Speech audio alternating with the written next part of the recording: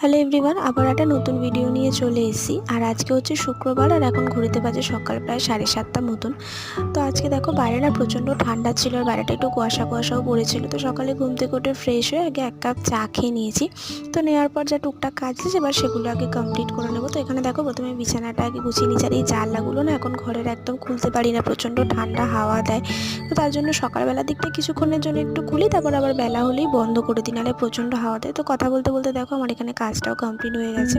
তো তারপরে আমি ঘরটা ঝাড় দিয়ে নিয়েছি, এখন ঘরগুলো সমস্ত কিছু মুছে নেব। মুছে তারপর দেখো আমি চান টান করে নিয়েছি, এবার পুজোটা দিয়ে নেব। তো পুজো টুজো দেওয়ার পরে মা এখানে ব্রেকফাস্ট দিয়ে দিয়েছিলো, তো সেটা খেয়ে নিয়েছি। আর আজকে না এই ছোটো মাছগুলো কেনা হয়েছিল, আর এই মাছগুলো না ঝাল করে খেতে খুব ভালো লাগে।